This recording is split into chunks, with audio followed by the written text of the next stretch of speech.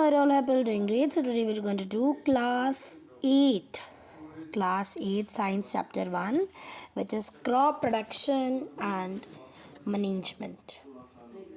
Okay, it's crop production and management. See, इस chapter के अंदर एज बाय नेम क्रॉप यानी कि कोई भी नॉर्मल लाइफ क्रॉप, गेहूँ, बाजरा, प्रोडक्शन यानी कि उसको कैसे प्रोड्यूस किया जाता है, एंड देन मैनेजमेंट यानी कि उसकी साम रखाव कैसे की जाती है. ओके, सो इस चैप्टर के अंदर हम क्या पढ़ेंगे? Let us see. In this chapter we are going to see cultivation of food. खाना कल्टीवेशन, एग्रीकल्चर के बारे में पढ़ेंगे. Food from animals. देखो ये टॉपिक बहुत छोटा है, इसलिए ये टॉपिक का पहले कवर कर लिया. फूड फ्रॉम प्लांट्स पेड़ पौधों के द्वारा खाने वाली चीज़ें. क्रॉप के बारे में जानेंगे. क्रॉप प्रोडक्शन प्रैक्टिसेस, कौन कौन सी प्रैक्टिसेस आती हैं. सॉइल प्रिपरेशन, कैसे मिट्टी तैयार की जाती है. सीड सिलेक्शन, कैसे अच्छी क्वालिटी के बीज सिलेक्ट किए जाते हैं. सीड सोइंग, सीड्स को, बीज को कैसे डाला जाता है.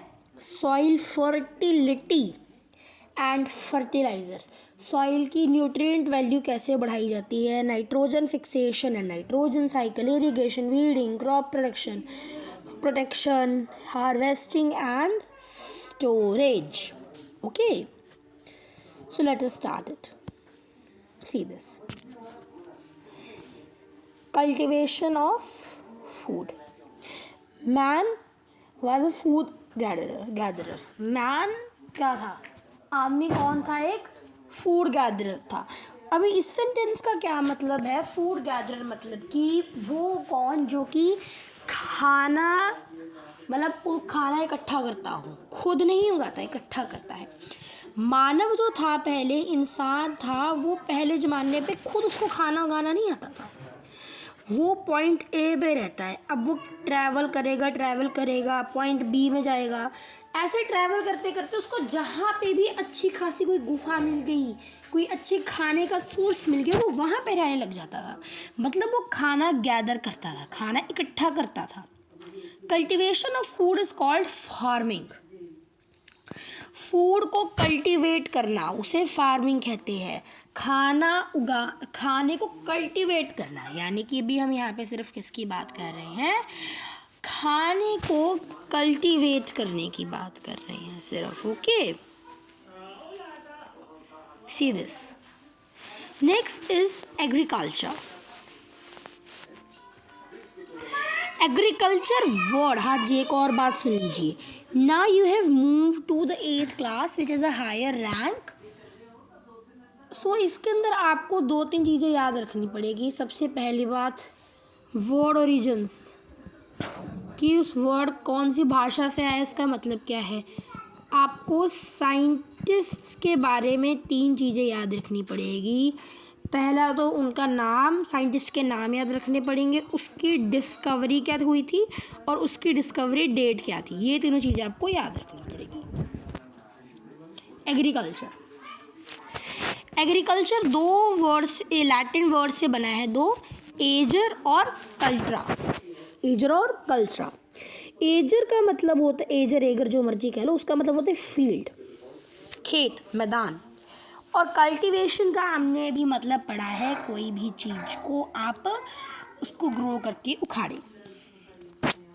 Cultivating land and growing of crops on the soil and raising life stock किसे कहते हैं? फार्म एनिमल्स को. कोई भी जगह है, उस जगह को आपने कल्टीवेट किया. कल्टीवेट करना मतलब कि उसको पहले पोषण देना. देखो, कल्टीवेट आपका वर्ड जहाँ पे आ गया, उसका मतलब हो जाता है उगाना, उसको इम्प्रूव करना और उसके ऊपर क्रॉप्स उगाना on the soil and raising life stock, उसके ऊपर फार्म एनिमल्स चढ़ाना, उसे एग्रीकल्चर कहते हैं. नेक्स्टली फूड फ्रॉम एनिमल्स के द्वारा खाने का सोर्स. देखो, फूड के ना मेजरली 2 सोर्सेस होते हैं, हमने अब तक पढ़े हैं. एक तो प्लांट बेस्ड सोर्स हो गया और एक एनिमल बेस्ड सोर्स हो गया, जिसे हम कभी कभार वेज नॉन वेज भी कह देते हैं। आपने ऑलरेडी अपने 6th क्लास में पढ़ रखा है, 6th-7th क्लास आपकी प्रिपरेटरी क्लास थी, आपको अच्छे से उसके अंदर सारे बेसिक्स ऑफ द साइंस समझ आ गए हैं। देखो 6th क्लास में आपने ऑलरेडी पढ़ा था कि फूड खाता कहाँ से है, आता कहाँ से है फूड, है ना। अब देखो, सो rearing of animal on a large scale at wait a second rearing of animals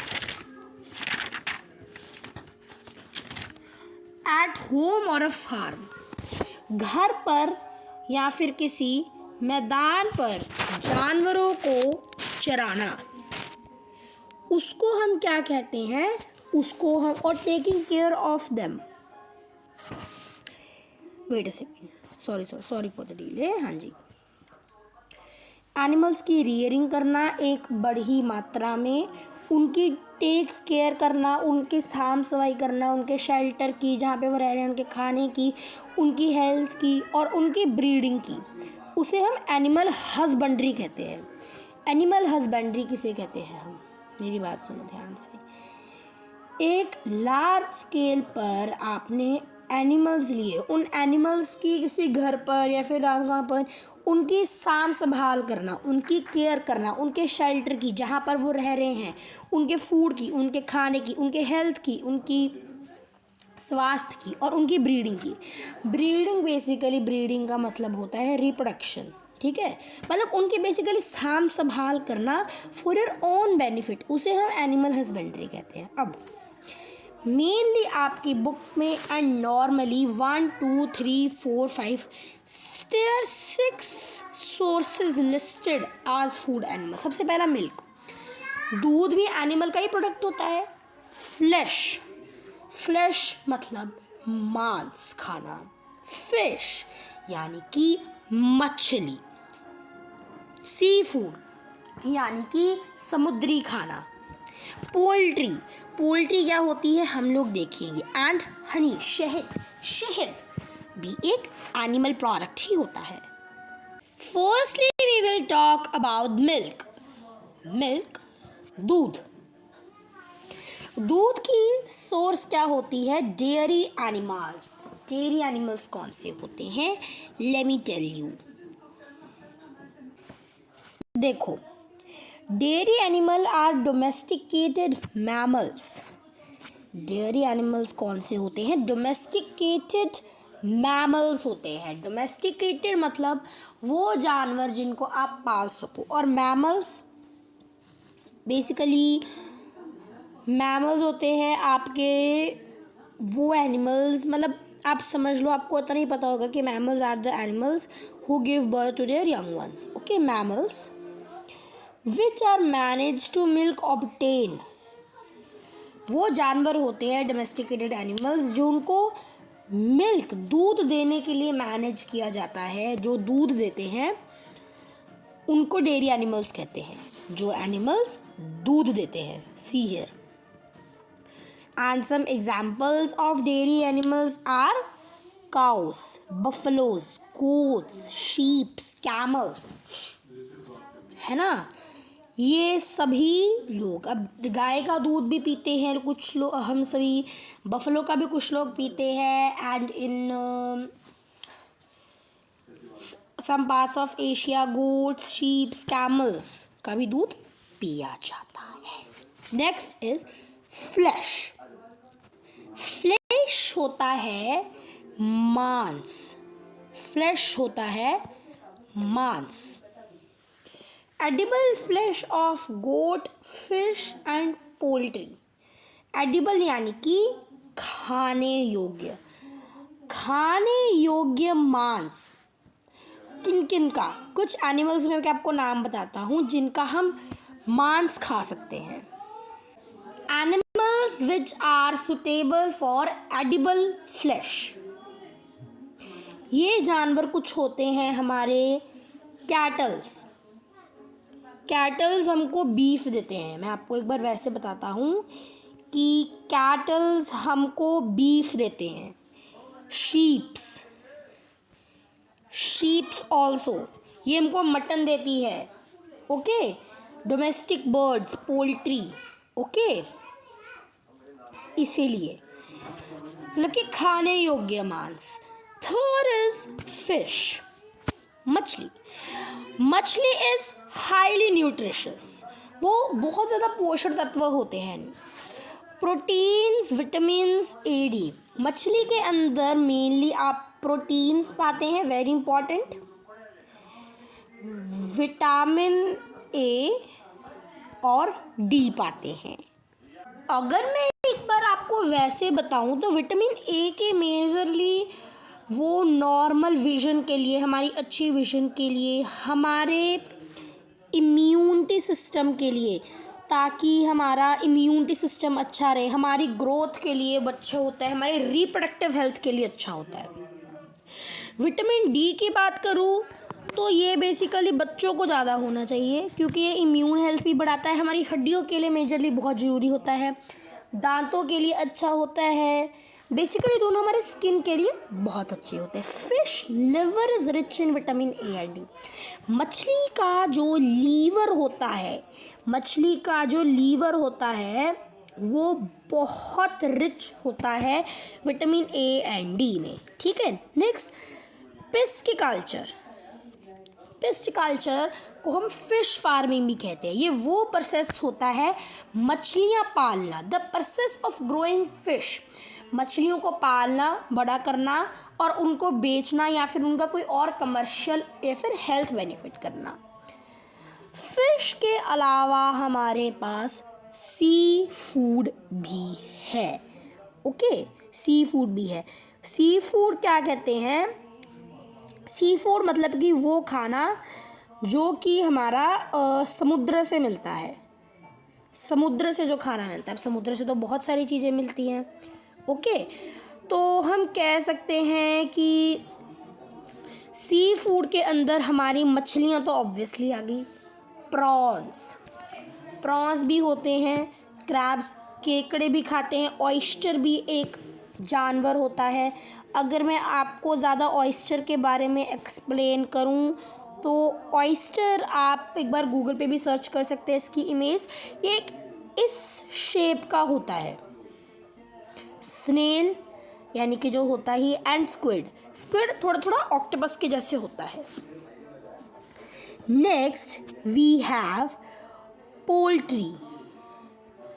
poultry का क्या मतलब होता है? पोल्ट्री आपने वर्ड बहुत जगह सुना होगा। पोल्ट्री का क्या मतलब होता है?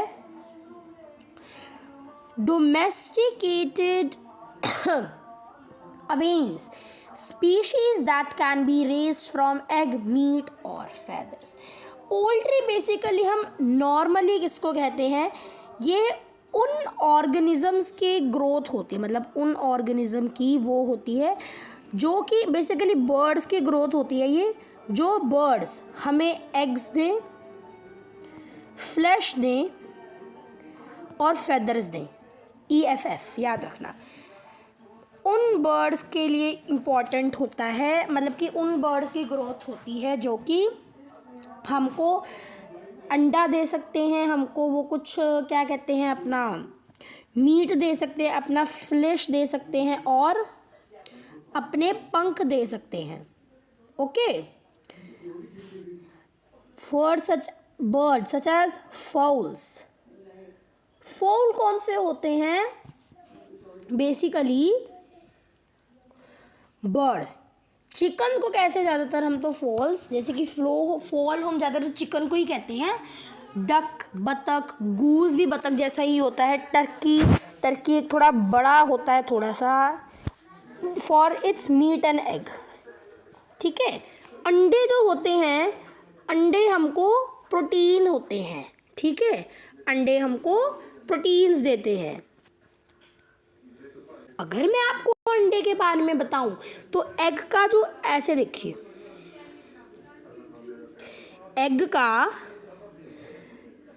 ऐसे अंडा है हमारा, इसका जो सेंटर वाला येलो येलो पोर्शन होता है इसे हम योक कहते हैं और आउटर पोर्शन को हम एल्बुमेन कहते हैं। Okay, next we have honey. Honey honey हमको सभी को पता है, मीठा मीठा हनी, शहद। इसके सोर्सेज कौन से होते हैं? बीज और बी हाइव, मधुमक्खी। ओके, मधुमक्खियाँ बनाती है ना हमारे शहद, तो मधुमक्खियाँ ही बनाती हैं। अब मधुमक्खियाँ जो होती हैं बी हाइव्स, बी हाइव्स मतलब कि एक स्पेशल जगह होती है जहाँ पे उसको रखा जाता है मक्खियों को। बी हाइव्स नेक्टर, नेक्टर मतलब कि पौधों में से नेक्टर निकलता है जिससे शहद बनता है। एपीकल्चर, एपीकल्चर क्या होता है? एपीकल्चर मधुमक्खियों को पालना। और अपीयरीज क्या होती है? अपीयरीज a place where bees are kept, वो जगह जहाँ पे मधुमक्खियों को रखा जाता है। एपीज साइंटिफिक नाम है बीज का।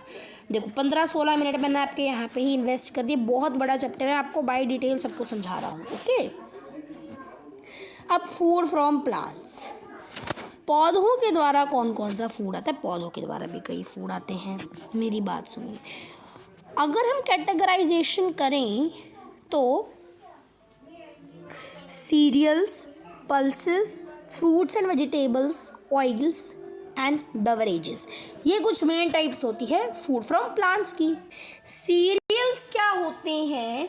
सीरियल्स बेसिकली होते हैं, उनके अंदर स्टार्च ज़्यादा होता है, उनके अंदर फाइबर ज़्यादा होता है, थोड़े से मात्रा में विटामिन्स होते हैं और प्रोटीन्स होते हैं, जैसे कि कॉर्न, मक्का, वीट, गेहूँ, पैडी, बेसिकली राइस ही होती है वो। सीरियल्स क्या होते हैं? वो हार्वेस्टेड ग्रासेस होती हैं, जो कि बेसिकली इनको मेनली स्टार्च के लिए उगाया जाता है इनके। पल्सेस क्या होते हैं? इनके अंदर प्रोटीन बहुत ज़्यादा होता है, फाइबर होता है, स्टार्च इनमें थोड़ा कम अमाउंट में होता है और थोड़े से मिनरल्स और विटामिन्स होते हैं, जैसे कि पीस, बीन्स एक्सेट्रा, राजमा, आपकी कोई दाल हो गई। Pulses are leguminous crops that are harvested as a dry seed in a pot, ये बेसिकली सूखे बीज होते हैं। Next, food and definition of fruits and vegetables, होते क्या है ये? मेरी बात सुनिए, फ्रूट्स जो होते हैं ना, मेनली आपको जस्ट फॉर नॉलेज बता रहा हूँ, फ्रूट्स हमारे किसी भी प्लांट के फ्लावरिंग पार्ट से आते हैं जिसके अंदर बीज हो। इन कॉन्ट्रास्ट वेजिटेबल कुछ भी हो सकता है, वेजिटेबल आपकी प्लांट की रूट भी हो सकती है जैसे कैरेट, कोई लीफ भी हो सकती है जैसे कि लेटस, आप कोई ले लो, बल्ब्स भी हो सकते हैं, बट फ्रूट्स फ्लावरिंग पार्ट से ही निकलते हैं, यानी ओके। इन दोनों के अंदर मिनरल्स, विटामिन्स बहुत ज़्यादा मात्रा में होते हैं, बहुत इनके अंदर होते हैं। फ्रूट्स के अंदर प्रोटीन्स होते हैं और कुछ मात्रा में कार्बोहाइड्रेट्स होते हैं। कार्बोहाइड्रेट्स इनके अंदर दोनों अमाउंट में प्रेजेंट होते हैं, शुगर भी, स्टार्च भी। कंपेरेटिवली स्वीटर, ये जो होते हैं ना, इनका आपको टेस्ट पता चलता है। दाल में तो चलो मसाले डालते हैं, इनका एक स्पेशल टेस्ट होता है। तरबूज का अच्छा अपना मीठा टेस्ट होता है ना, ऐसे लिए एप्पल, बनाना, कैबेज, कैरेट, ये सभी एग्जाम्पल है। Next, oil. What is the definition of oil? Oil होता क्या है? ऑयल को हम कह सकते हैं ये एक पतला गाढ़ा लिक्विड होता है जो कि किससे आता है? किसी भी सीड से आ सकता है आपके। Basically the source of oils, edible oils, इनकी मेजर सोर्स क्या होती है?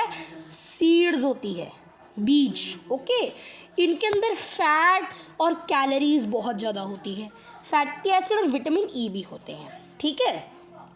जैसे कि सनफ्लावर, आलमंड का तेल हम सिर पे भी लगाते हैं। अवाकाडो एक होता है जिसके अंदर बड़ा सा उसका बीज होता है। सिजेम तिल होता है शायद। ओके, देखिए बेवरेजेस बहुत किसी भी टाइप की हो सकती हैं आपकी। मोस्ट कॉमनली ये कैफीन, जैसे कि टी, चाय, कॉफ़ी, कोकोआ, ये सभी आपकी एग्जाम्पल होती हैं प्लांट वेजिटेबल की। कोकोनट का मिल्क हो गया, कोकोनट का दूध हो गया, चावल का दूध हो गया, मिल्क, ये प्लांट बेस्ड जो मिल्क होते हैं वो बेवरेजेस के अंदर गिने जाते हैं। अब हम बात करते हैं क्रॉप्स की। What is the basic definition of crop? Crop होती क्या है? ये बेसिकली नॉर्मल क्रॉप कुछ भी हो सकती है आपकी। बेसिकली कल्टीवेटेड प्लांट, जो प्लांट को उगाया जाए वो कोई क्रॉप हो सकती है। Cultivation of same kind of plant on a large scale in field obtain products. ठीक है, एक सेम काइंड के ही प्लांट को बहुत बड़ी मात्रा में एक फील्ड में उगाना उनके प्रोडक्ट देने के लिए। अब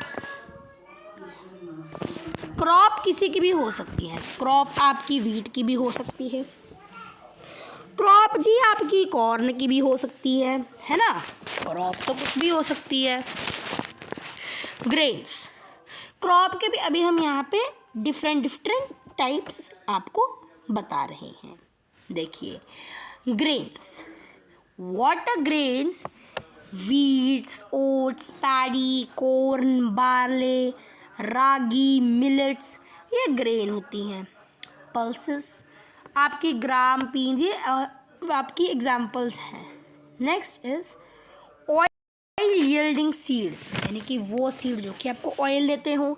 मस्टर्ड, ठीक है, सरसों का तेल, सीजेम तिल, ग्राउंडनट, अखरोट, सनफ्लावर। नेक्स्ट है हमारे पास हॉर्टिकल्चर क्रॉप्स। हॉर्टिकल्चर क्रॉप्स क्या होती हैं? इनके अंदर मेनली आ जाते हैं हमारे, बहुत सारी चीज़ें आ जाती हैं। बेसिकली हॉर्टिकल्चर क्रॉप्स के अंदर हमारे सब कुछ ही आ जाता है, जैसे कि फ्रूट्स हो गई, वेजिटेबल्स हो गई, मेडिकेशन प्लांट्स हो गए, प्लांटेशंस हो गई आपकी, है ना, वेजिटेबल, फ्रूट, फ्लावर, इसके अंदर सब कुछ ही आ जाता है। नेक्स्ट हम एक और एक्टिविटी के थ्रू जानेंगे कि climatic condition vary in Indian states to state. हर स्टेट में अपनी खुद की एक स्पेशल क्लाइमेट होता है। जैसे कि हम बेसिकली अगर ज़्यादातर बात करें तो पंजाब, नॉर्दर्न राजस्थान, हरियाणा, उत्तर प्रदेश, मध्य प्रदेश, ये सभी के अंदर मेजरली हॉट क्लाइमेट होता है, इसीलिए यहाँ पर वीट ज़्यादा उगाई जाती है।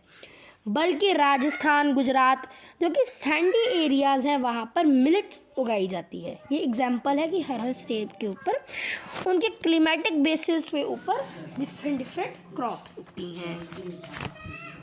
सीजनल क्रॉप्स क्या होती हैं? Seasonal crops which only grow on a specific season. एक सर्टन सीजन में जो भी क्रॉप उगती है उसे कहते हैं। Yes, very important. क्रॉप्स की दो टाइप्स होती है, kharif crop and rabi crop.